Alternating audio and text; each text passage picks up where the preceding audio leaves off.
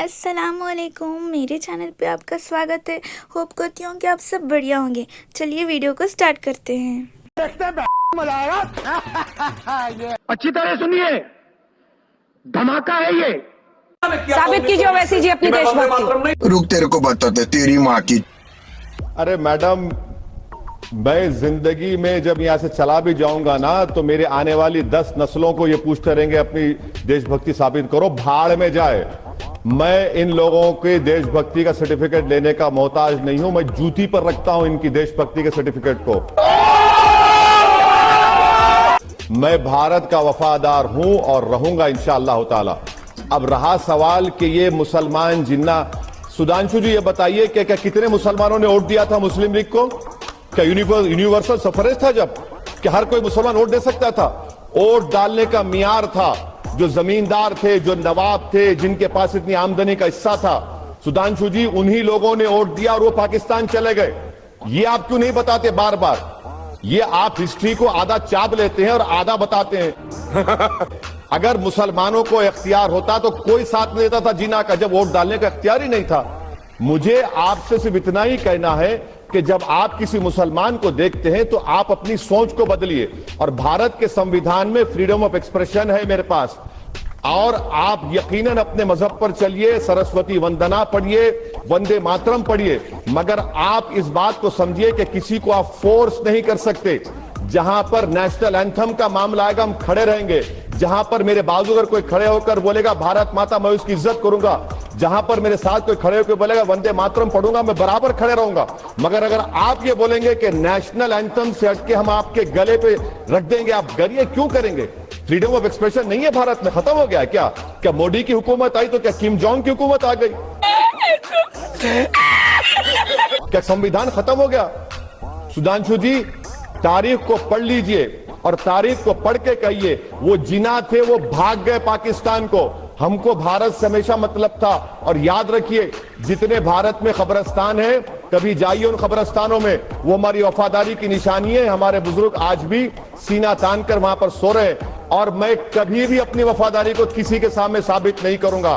भाड़ में जाए, जो करना है कर लो मुझे आप। मैं भारत का था, भारत का रहूंगा।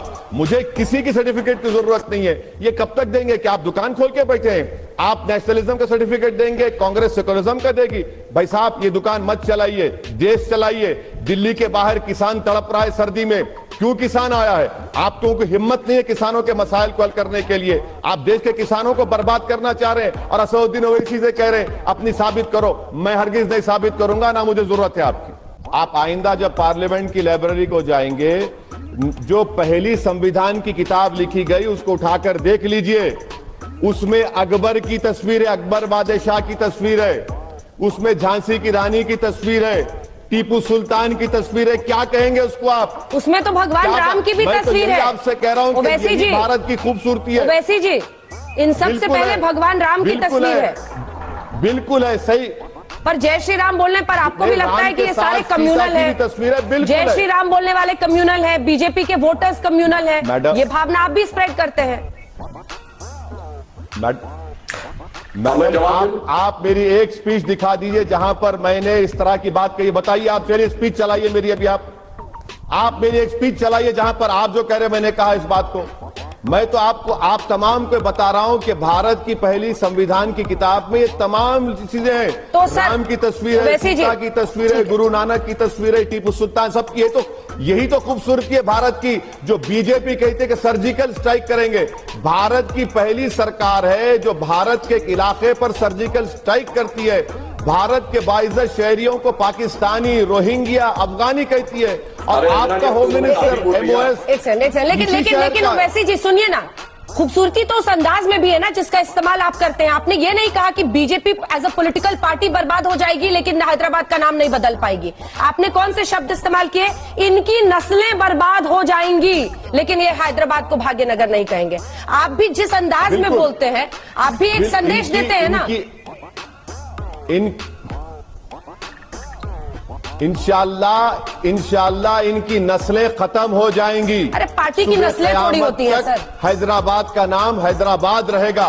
पार्टी की नस्लें थोड़ी होती हैं। असदुद्दीन ओवैसी भी खत्म हो जाएगा। असदुद्दीन ओवैसी सुन, बिल्कुल असदुद्दीन ओवैसी भी खत्म हो जाएगा, मगर हैदराबाद का नाम हैदराबाद रहेगा। अच्छा ये बताइए, योगी आदित्यनाथ का पहले का नाम क्या था? बताइए क्या नाम था उनका, पहले दिया हुआ नाम क्या था उनका? हम भी पूछे क्या? खत्म।